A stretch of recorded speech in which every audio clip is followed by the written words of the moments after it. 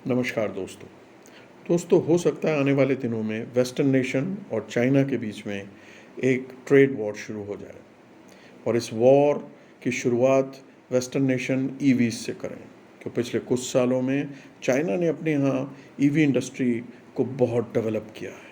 Electric cars, China ने massive electric infrastructure अपने यहाँ क्रिएट किया है और इस इंफ्रास्ट्रक्चर को क्रिएट करके उसने अपने यहाँ पहले तो गाड़ियाँ बेची चाइना में। अब जब चाइना में सैचुरेशन पॉइंट हो गया तो चाइना अब कोशिश कर रहा है कि वो अपनी ईवीज़ को यूरोप में, अमेरिका में बेचे।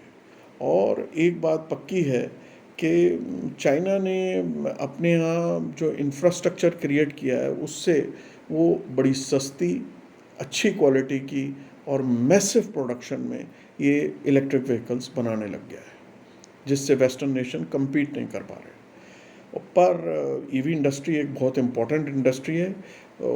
वेस्टर्न नेशन ऐसे चाइना को बढ़तरी देना नहीं चाहते, क्यों अगर इसमें चाइना बढ़तरी रह गया तो इन लोगों के ऊपर बहुत हावी हो जाएगा।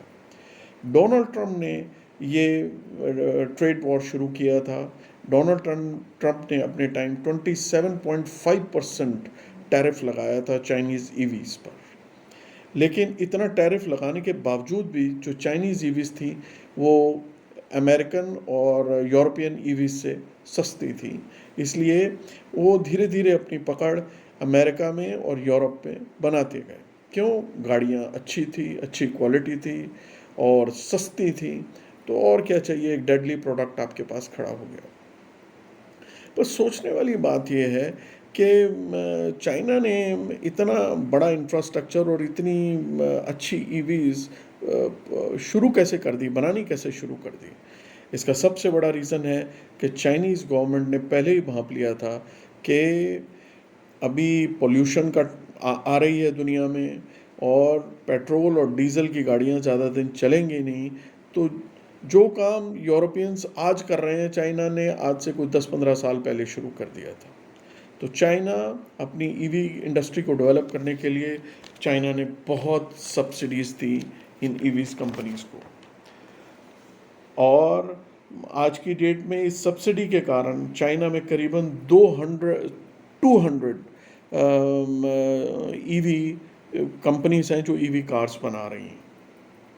ये कंपनीज़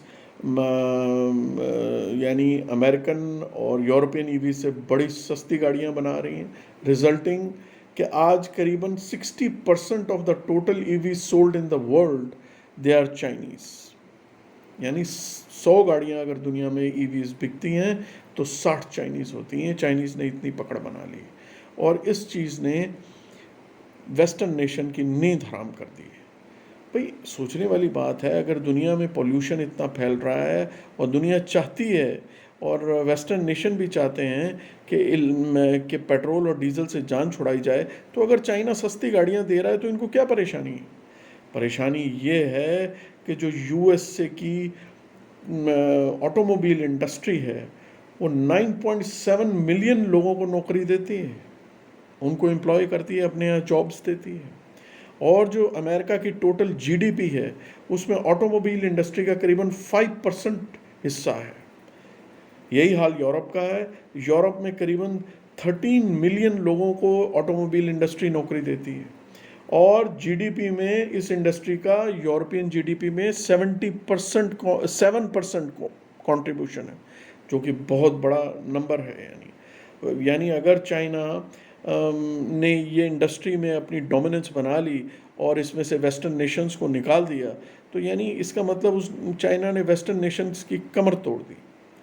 एक तो लोगों की नौकरियां जाएंगी, दूसरी जीडीपी डाउन होगी, तो यानी ये चीज़ वेस्टर्न नेशन अफोर्ड नहीं कर सकते।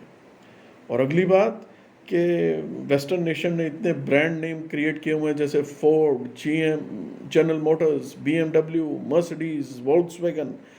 इन सब ब्रांड्स का क्या होगा? इनका तो भट्टा बैठ जाएगा, इनकी फैक्ट्रियों को ताले लग जाएंगे अगर चाइनीज़ प्रोडक्ट ने अपनी पकड़ को ऐसे ही बनाए रखा और ऐसे ही यूरोप ने और अमेरिका ने अपनी मार्केट्स में इनको बिकने दिया। तो अमेरिका ये अफोर्ड ही नहीं कर सकता। पर एक चीज़ है जो चाइनीज़ हैं वो यूरोपियंस को कह रहे हैं कि हम आपके यहाँ सिर्फ अपनी इलेक्ट्रिक व्हीकल्स को फ्लड नहीं कर रहे हैं, हम आपके यहाँ फैक्ट्रियाँ भी लगा रहे हैं। जैसे चेरी ऑटो ने स्पेन में फैक्ट्री लगाई, BYD ने हंगरी में फैक्ट्री लगाई और लीप मोटर्स ने पोलैंड में फैक्ट्री लगाई। वो कह रहे हैं हम फैक्ट्री लगा के आपको एम्प्लॉयमेंट भी दे रहे हैं, ये थोड़ी हम आप लोगों की नौकरियां छीन रहे हैं। पर जो वेस्टर्न नेशन है वो इस आइडिया को, they are not buying this idea. यानी वो कह रहे हैं नहीं, सिर्फ फैक्ट्रियां लगाने से आप सारी मार्केट पकड़ लो, इट इज़ नॉट एक्सेप्टेबल। और आने वाले दिनों में जो जैसे 2030 तक एक्सपर्ट्स कहते हैं कि जो टोटल सेल होगी व्हीकल्स की, उसमें 2/3 सेल इलेक्ट्रिक व्हीकल्स की होगी। सो इतनी बड़ी मार्केट को वो चाइनीज़ को कैसे दे सकते हैं? यानी दिस इज़ नॉट पॉसिबल। और ना ही ये चीज़ मुमकिन है कि चाइना उनकी मार्केटें पकड़ता रहे और वो चुपचाप बैठे रहे। एक और फैक्टर है जिसने ईवीज़ को काफ़ी चाइनीज़ को कम्पिटिटिव बना दिया है कि चाइना ने आज से करीबन 10 साल पहले ही जैसे ईवी बैटरीज बनाने के जो रॉ मटेरियल था, जैसे कोबाल्ट, लिथियम, इसकी mines all over the world उसमें स्टेक्स अपने ले लिए थे। इस टोटली माइंस जैसे अर्जेंटीना है या लैटिन अमेरिका है, वहाँ की सब माइंस वगैरह चाइनीज़ ने ले ली थी। अब आज यूरोपियंस या वेस्टर्न नेशन के पास रॉ मटेरियल ही नहीं है इन बैटरियों को बनाने का, तो वो ये ईवी बैटरीज चाइना से इंपोर्ट करेंगे तो कंपटीशन कहाँ करेंगे? अगर चाइना से खरीद के चाइना के साथ compete थोड़ी कर सकते हैं। तो ये भी चाइना के पास एक बहुत बड़ी एज है, जिस कारण चाइना एक इतना डेडली प्रोडक्ट मार्केट में फेंक रहा है और यूरोपियंस का और वेस्टर्न नेशंस के इसके पास कोई जवाब नहीं। अभी 2-4 दिन पहले अमेरिका ने अपना जो चाइनीज़ प्रोडक्ट्स हैं उन पे हैवी ड्यूटीज़ इम्पोज करी। प्रेसिडेंट बाइडन ने जो ट्रम्प की पॉलिसी थी उसको फॉलो किया है। और इसमें कौन से प्रोडक्ट्स हैं? जैसे steel, aluminium, semiconductors, EVs, critical minerals, solar cells, cranes, इन सब के ऊपर अमेरिका ने करीबन 100% ड्यूटी इम्पोज कर दी है। जैसे कि में ईवीज़ के ऊपर तकरीबन 100% है, सेमीकंडक्टर्स के ऊपर करीबन 50% है, और बाकी भी जो जो चीज़ें मैंने आपको बताई हैं इन सब के ऊपर ऑलमोस्ट 100% ड्यूटी इम्पोज कर दी है। यानी अमेरिका ने चाइना की कमर तोड़ने की ठान ली है कि अब हम चाइना को आराम से जीने नहीं देंगे। और चाइनीज़ स्पोक्स पर्सन ने भी ये कहा है कि अमेरिका हमारे रास्ते में, हमारी ट्रेड के रास्ते में अनाप शनाप रोड़े अटका रहा है, जो कि अच्छी बात नहीं है। अब इस बात का इंडिया पे क्या इफ़ेक्ट पड़ेगा? इंडिया पे 2 तरह के इफ़ेक्ट पड़ सकते हैं। सबसे पहला इफ़ेक्ट तो ये कि चाइना के पास अगर बड़ी बाज़ार अमेरिका और यूरोप जैसे नहीं रहेंगे तो इंडिया ही एक बहुत बड़ी मार्केट रह जाती है। चाइना ये सारे प्रोडक्ट इंडिया में डंप करने शुरू कर देगा बहुत जल्द। और अगर इंडियन गवर्नमेंट ने जल्दी से ठीक स्टेप्स नहीं लिए तो हो सकता है इन चाइनीज़ प्रोडक्ट से इंडियन मार्केट फ्लडेड हो जाए और हमारी इंडस्ट्री को बहुत बड़ी चोट लगे। लेकिन एक और फ़ायदा हो सकता है, अगर अमेरिका ने हैवी ड्यूटीज़ चाइनीज़ प्रोडक्ट पे लगा दिए तो अमेरिकन मार्केट को इंडियन कंपनीज पकड़ सकती हैं कि इंडियन प्रोडक्ट सस्ते होंगे तो steel, aluminium, semiconductors, EV market और सोलर सेल्स की मार्केट, वहाँ पे अमेरिका में और वेस्टर्न नेशन में इंडियन कंपनीज ये मार्केट्स पकड़ सकती हैं। पर देखते हैं आने वाले दिनों में क्या होता है, इंडियन गवर्नमेंट क्या स्टेप्स लेती है और चाइना क्या इन प्रोडक्ट्स से इंडियन मार्केट को फ्लड कर पाता है कि नहीं।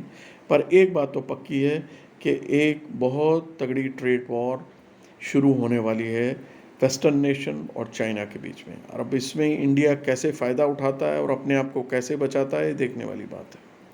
सो अगर आपको व्लॉग पसंद आया हो तो चैनल को सब्सक्राइब करें, लाइक करें, शेयर करें और प्लीज़ अपने कमेंट्स भी ज़रूर दें कि इस व्लॉग में आपकी क्या राय है कि क्या इंडिया को करना चाहिए, क्या कैसे आगे बढ़ना चाहिए आप अपने कमेंट्स भी ज़रूर दें। Thank you.